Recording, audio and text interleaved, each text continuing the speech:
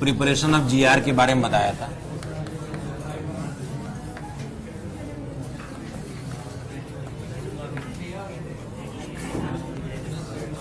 RMGX बनता है। मैंने बताया था कि इस रिएक्शन की मैकेनिज्म जो है वो अनसर्टेन है, लेकिन फ्री रेडिकल मैकेनिज्म जो है वो ज्यादा प्रोबेबल है इसके लिए, वो भी बता दिया है मैंने आपको, ठीक है ना। इसके लिए सॉल्वेंट बता देता हूं। मैंने आपको बताया इसकी स्टेबिलिटी वगैरह रिएक्टिविटी बता दिया है ना। Solvents for GR, solvents for GR, ethers are best solvent.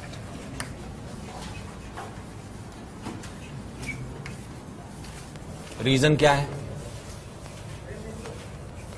Reason ये है कि मैग्नीशियम के पास है वेकेंट डी, तो ईथर्स क्या करते हैं, ईथर की ऑक्सीजन जो है वो मैग्नीशियम के वेकेंट डी के साथ कोऑर्डिनेशन करके एक ऐसा टेट्राहेड्रल स्पीशीज बनाती है, and this way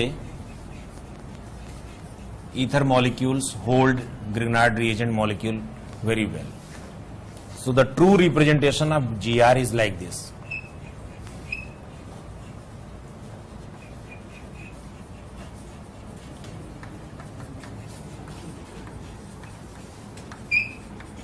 Grignard reagent लिखकर उस ईथर के बारे में भी लिखते हैं जिसमें ये प्रेजेंट है। सारे ईथर अच्छे ग्रिग्नार्ड रिएजेंट हैं, अच्छे सॉल्वेंट हैं ग्रिग्नार्ड रिएजेंट के लिए। ये भी बहुत अच्छा सॉल्वेंट है, ठीक है ना। लेकिन इसमें दो एक्सेप्शंस हैं, दो एक्सेप्शंस हैं, इपॉक्साइड मतलब ऑक्सीरेन और ऑक्सीटेन। ये दोनों can not be used as solvent of GR as they react. कैसे रिएक्शन करते हैं ये आपको बता चुका हूं पहले ही। ग्रिग्नार्ड रिएजेंट के पास स्ट्रॉन्ग न्यूक्लियोफाइल है और स्ट्रॉन्ग बेस है, तो बेसिक मीडियम में ये क्या करेगा बोलो, SN2 अटैक कर लेगा। क्यों? तो SN2 अटैक करके ये इस रिंग को ओपन करके ऐसे रिएक्ट कर लेगा, ठीक है ना।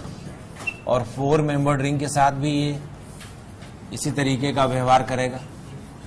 4 membered ring and 3 membered ring ethers are not good as solvent for Grignard as they react with Grignard reagent, because Grignard itself is very strong base as well as a strong nucleophile, so it will give SN2 reaction with। लेकिन ये जो है ना, ये दोनों exceptions हैं, ये और ये। इसका नाम है THF और इसका नाम है THP, टेट्राहाइड्रोफ्यूरेन।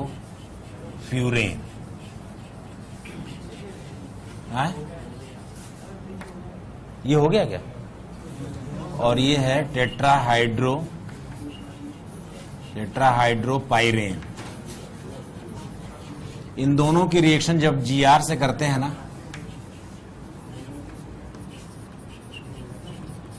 तो कोई रिएक्शन नहीं होती। They are good solvent. THF is one of the best solvents for Grignard. बात समझ में आई? ईथर्स जो है वो सबसे अच्छे सॉल्वेंट माने जाते हैं ग्रिग्नार्ड के लिए। क्यों? क्योंकि ईथर्स ग्रिग्नार्ड के मॉलिक्यूल को प्रॉपरली होल्ड करते हैं। कैसे? ईथर का ऑक्सीजन ग्रिग्नार्ड के वेकेंट डी के साथ कोऑर्डिनेशन करता है और एक टेट्राहेड्रल स्पीशीज बना के रखता है, ठीक है। कहते हैं कि polar protic solvents like H2O are not good for GR। क्यों? रीजन क्या है भाई? रीजन ये है कि जितने ग्रिग्नार्ड जितने जो है PPS होते हैं उनके पास H+ है, दे कैन फर्निश H+, तो वो इमीडिएटली यहां से हाइड्रोजन निकाल के और डिस्ट्रॉय हो जाएगा। तो ग्रिग्नार्ड जो है वो डिस्ट्रॉय हो जाएगा। अच्छा, ग्रिग्नार्ड की खास बात यह है कि R की जगह पर आप कुछ भी ले सकते हैं, मतलब R की जगह पर आप open chain, close chain, saturated, unsaturated, aromatic, aliphatic, alicyclic, कुछ भी, कोई भी ग्रुप ले लें आप, डबल बॉन्ड, ट्रिपल बॉन्ड वाला, और कार्बन की संख्या कितनी भी कर लें, methyl, ethyl, propyl, ethylene, propylene, ठीक है ना, कुछ भी, किसी भी तरीके का आर लिया जा सकता है। तो इसीलिए ये बहुत ही वर्साटाइल है। Almost any kind of organic compound can be synthesized starting with GR। That's why Grignard, doctor Victor Grignard got Nobel prize in 1963। जब उन्होंने इसको बनाया था तो इस रिएजेंट को ज्यादा फेम नहीं मिली थी, बट उनके एक स्टूडेंट थे निकोलाओ, उन्होंने इसको बहुत पॉपुलर कर दिया, ग्रिग्नार्ड को खूब ज्यादा इसका यूज करके सिंथेसिस में, अलग अलग ऑर्गेनिक सिंथेसिस में उन्होंने बताया कि ग्रिग्नार्ड रिएजेंट कितना ज्यादा वर्साटाइल है। कभी कभी स्टूडेंट्स भी टीचर के लिए अच्छी खबर ले आते हैं, मैंने कहा कभी कभी, और उसके अलावा हिंदुस्तान में नहीं ऐसा होता। आओ, ऐसा मजाक कर रहा हूं। PAS are not good solvents।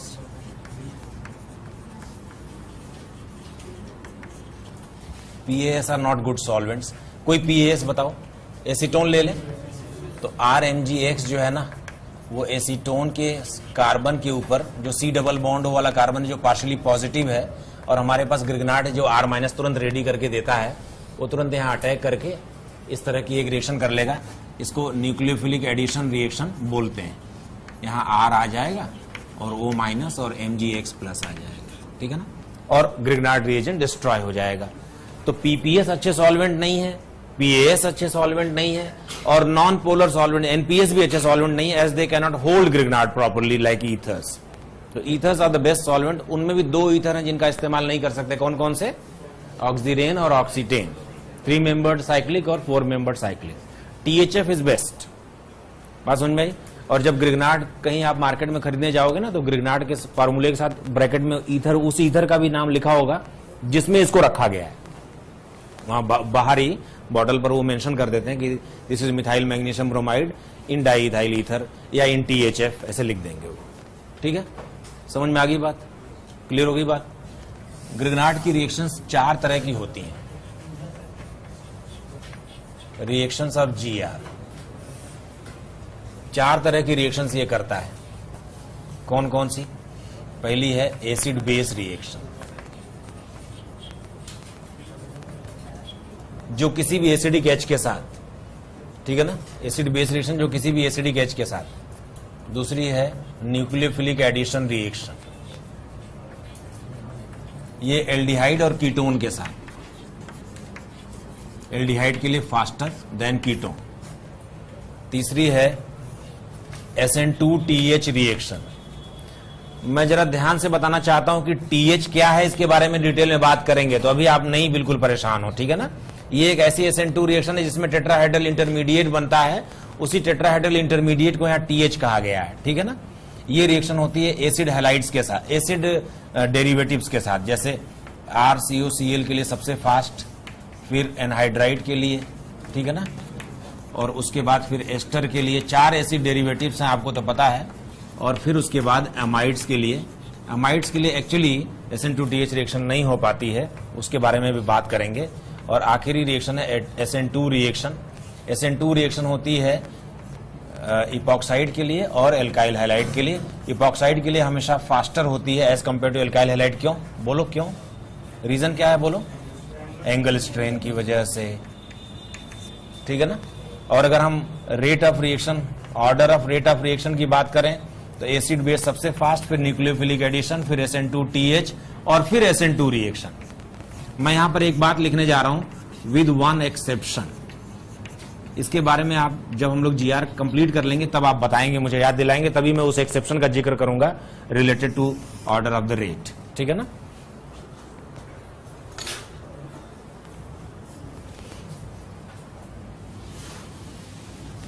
सबसे पहले acid base reaction of GR। कोई भी कंपाउंड जिसमें एसिडिक H हो, अगर ये ग्रिग्नार्ड रिएजेंट से रिएक्शन करे तो इस H को निकाल कर ये RH बना लेता है। कोई भी कंपाउंड हो जिसके पास जरा भी संभावना है एसिडिक H की, तो उसके साथ यही करता है ये। ठीक है ना, बात समझ में आई? एग्जाम्पल के लिए जरा देखो, मान लीजिए हमने ले लिया CH3MgBr। इसको अगर आप H2O से ट्रीट कर दोगे, ये मीथेन बना लेगा और MgOHBr बना लेगा। ठीक है ना, बात समझ में आ रही है? अगर आप इसको D2O से ट्रीट कर दोगे, CH3D ड्यूट्रोमीथेन बना लेगा। ठीक है ना, और Mg ड्यूट्रॉक्सी ब्रोमाइड। ठीक है ना, अगर आप इसको एल्कोहल से ट्रीट कर दोगे, methane MgBr plus OR- minus. अगर आप इसको फिनॉल से ट्रीट कर दो,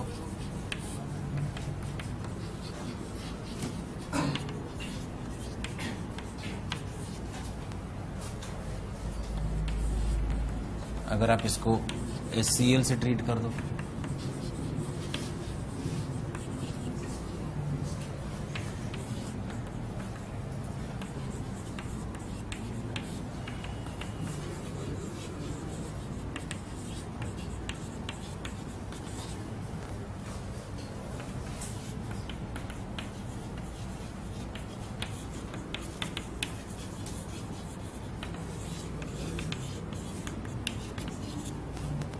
almost any compound which is having any possibility of,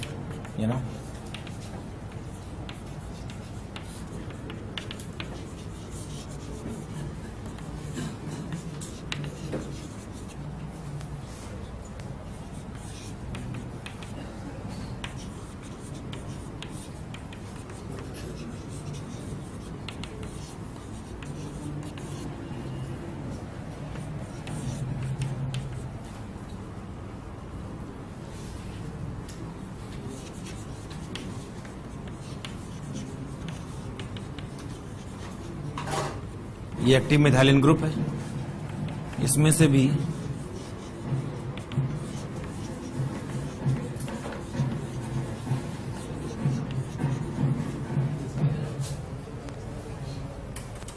ठीक है ना, नोट करो।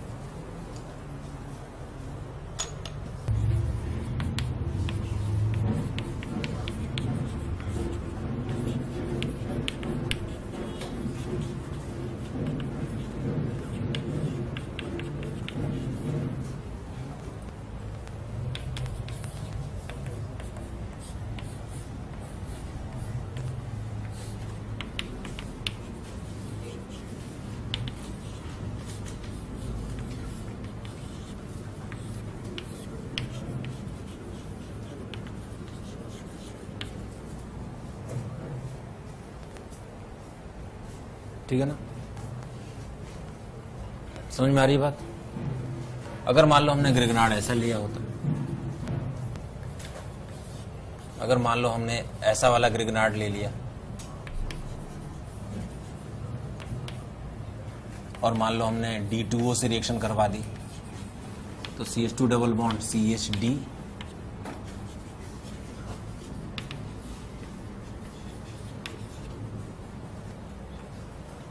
ठीक है ना,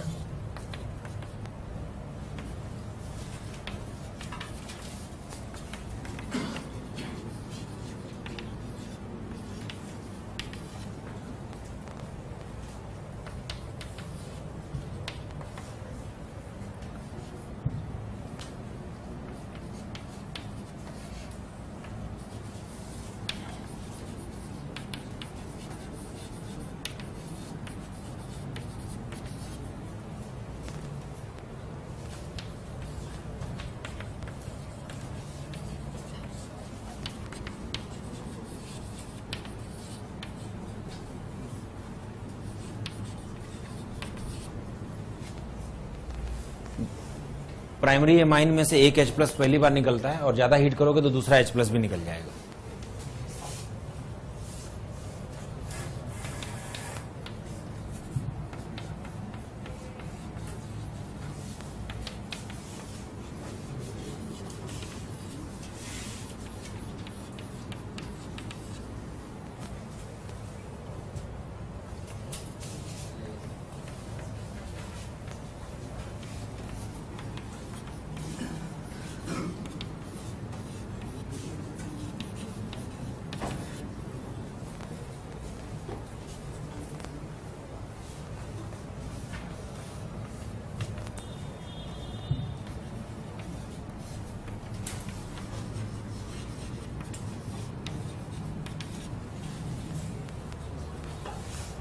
अगर मान लो हमने ग्रिग्नार्ड में R की जगह पर बेंजीन रिंग ले लिया, पीएच,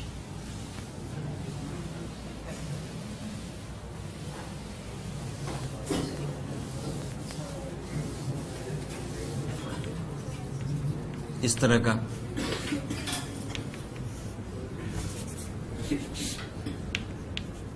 वाटर से रिएक्शन करवाएं, बेंजीन बन जाएगा।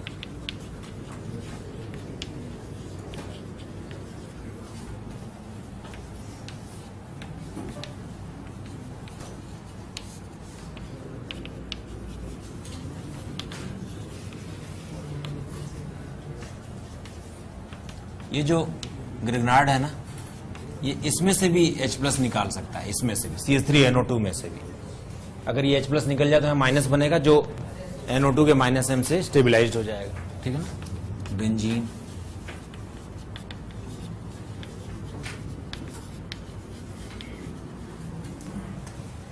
ठीक है।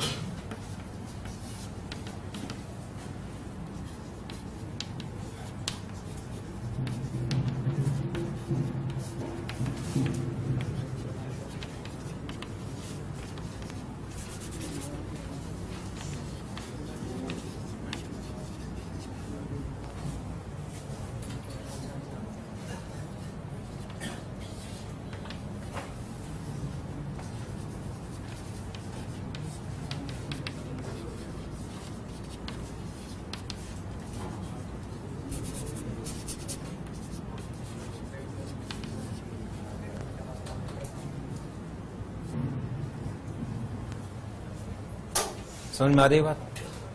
ऑलमोस्ट किसी भी कंपाउंड से बेंजीन बनाने के लिए आपको क्या करना है, बस PHMgI या PHMgBr या PHMgCl ले लें और उसको किसी H+ देने वाले कंपाउंड के साथ रिएक्शन करवा दें। जैसे मान लीजिए आपने OH से रिएक्शन करवा दी, फिनॉल से,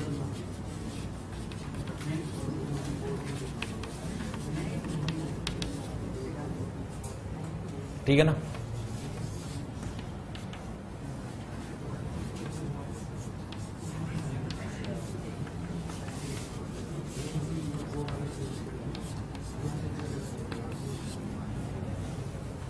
इस तरह से, ठीक है। एक मान लो हमने एक एल्काइल हैलाइड लिया, इसमें मैग्नीशियम डाली ईथर, मतलब ड्राई ईथर के साथ, तो ये बन जाएगा ग्रिग्नार्ड, ठीक है ना।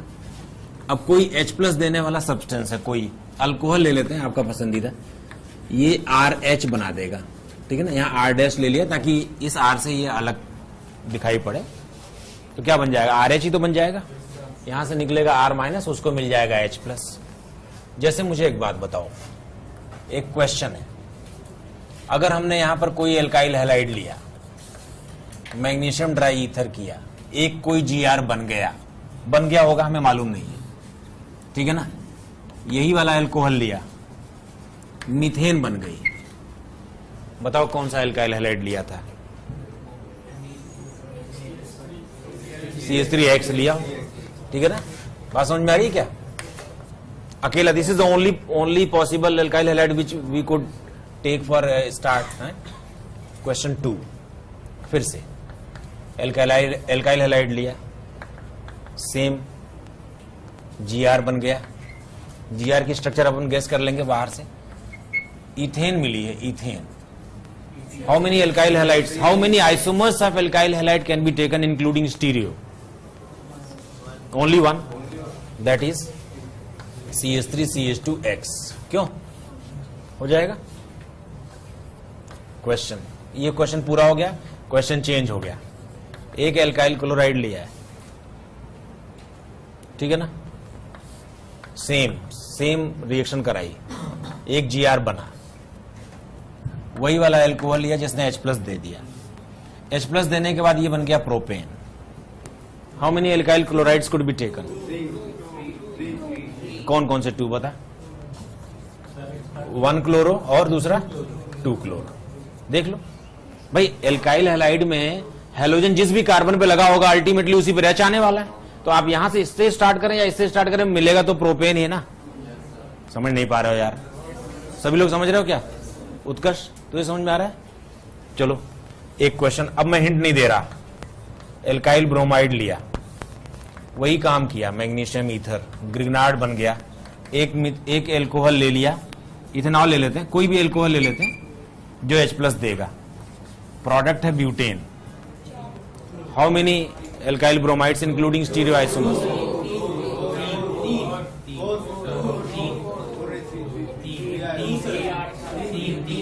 तीन। कौन कौन से हैं? संयम बता चल। 1 ब्रोमो, और बोलो 2 ब्रोमो जो होगा वो ऑप्टिकली एक्टिव होगा और प्लस माइनस, टोटल कितने हो गए? 3। Understood the question? नोट करो, आगे भी कंटिन्यू करेंगे। क्वेश्चन समझ में आया? क्लियर हो गया सभी को क्वेश्चन? क्वेश्चन है, कोई एल्काइल क्लोराइड लिया है, उसमें मैग्नीशियम ड्राई ईथर मिलाया, एक ग्रिग्नार्ड बन गया, बाद में इथेनॉल से उसे एक H+ दे दिया, pentane is the final product. So how many alkyl halides can be taken as starting material, including stereo? Skeleton तो वही होगा, यहां Cl लगा दो, फिर यहां Cl लगा दो, ये कायरल हो जाएगा प्लस माइनस, फिर बोलो, फिर ये कायरल तो नहीं है, 4 हो जाएगा आंसर।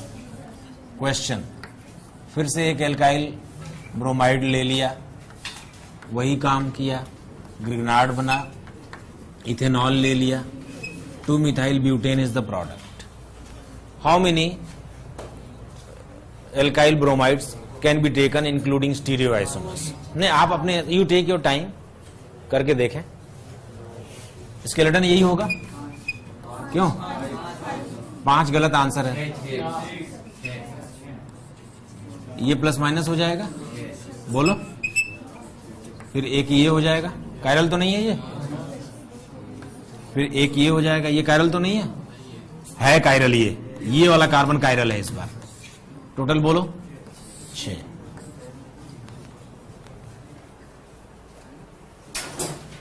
भाई तो एक भी सवाल कर नहीं पा रहा है।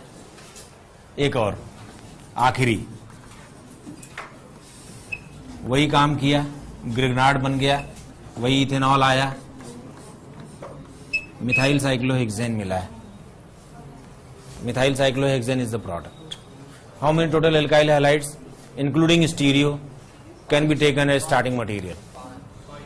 5 गलत आंसर है।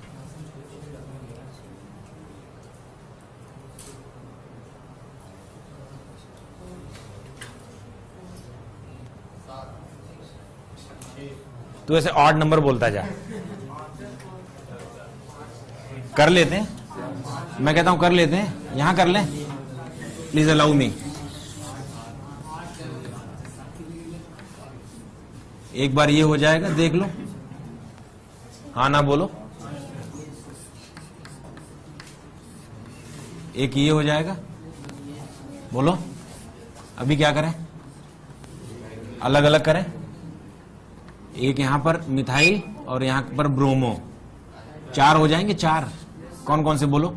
RR, SS, RS, SR, 4 हो जाएंगे, मतलब 2 हो जाएंगे सिस पे, 2 हो जाएंगे ट्रांस पर। अभी बोलो, यहां भी 4 हो जाएंगे, कौन कौन से? RR, SS, RS और SR। इसमें 2 हो जाएंगे सिस प्लस ट्रांस। इसमें कौन कौन से 4 हो जाएंगे बोलो? RR, SS, RS, SR, ये 4, इसमें भी वही 4, इसमें सिस ट्रांस। ये ऑप्टिकली एक्टिव तो नहीं होगा, अपोजिट साइड्स पर है, ठीक है ना? कुल कितने हो गए भाई, काउंट कर लो। तूने 12 बोला था, ठीक है, चलो नोट करो। मैग्नीशियम ड्राई ईथर लिया, एक ग्रिग्नार्ड बन गया, इथेनॉल से H+ दिलवा दिया, मिथाइल साइक्लोप्रोपेन बनाया।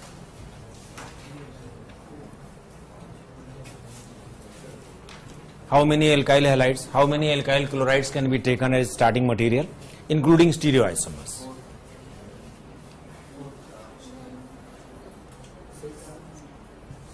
अब मुझे नहीं मालूम, करके देखना पड़ेगा, तुम आंसर बताओ या तो। This is a question to you.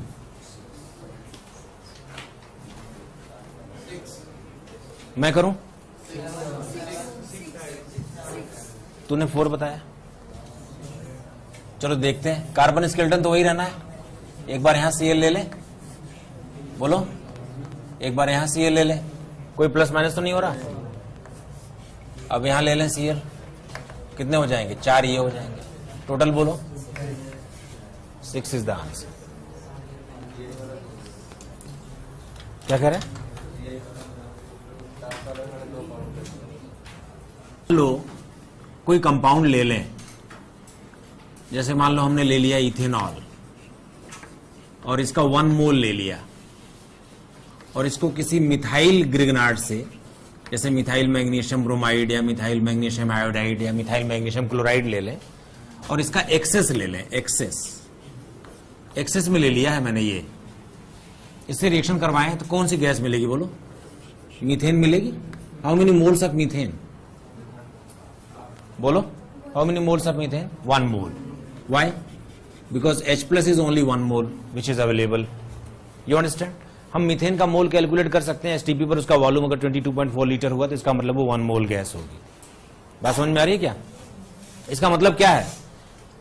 किसी कंपाउंड में कितने एसिडिक H हैं इसका पता लगाना हो अगर, तो उस कंपाउंड का 1 मोल आप ले लें, क्यों, और उसे मिथाइल ग्रिगनार्ड के एक्सेस से ट्रीट कर दें, तो जो मीथेन के मोल्स मिलेंगे, the number of moles of methane obtained will be equal to the number of acidic hydrogens available in that compound। क्या कहते हो? इसको ज़ेरेबिटिनॉफ नाम के एक साइंटिस्ट ने बताया था। Zerewitinoff's active hydrogen determination.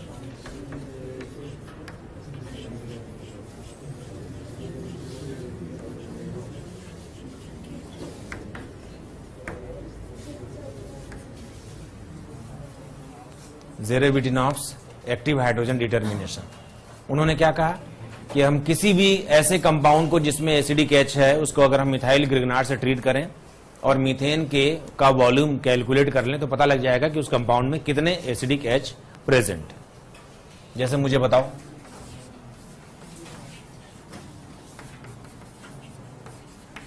if this compound is treated with excess of methyl grignard, how many moles of methane do you expect? How many moles? Tell me. 4 moles. It is 4 moles. ठीक है ना? इसके लिए बताना।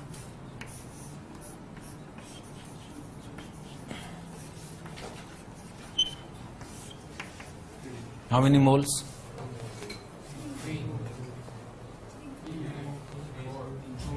एक acidic है जिसके पास यहां है, एक यहां है, बाकी तीसरा कहां है? इन दोनों में से एक। 3 मोल्स।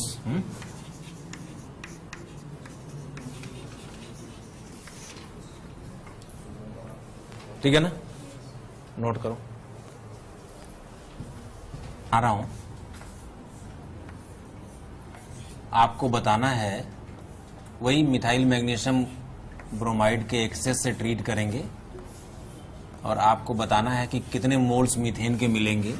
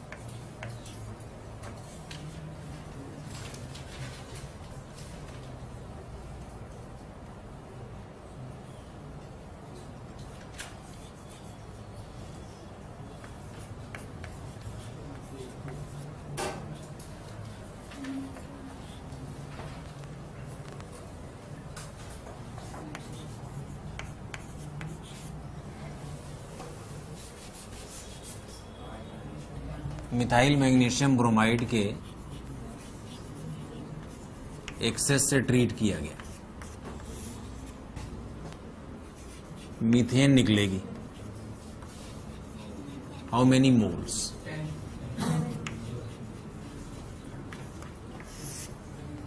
चेक कर लेना, जितने एसिडिक एच होंगे उतने मोल्स निकलेंगे।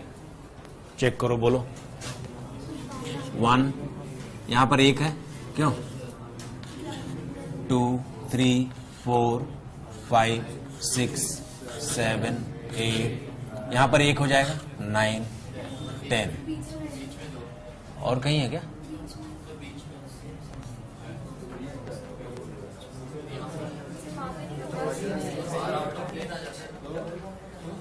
कौन सा वाला?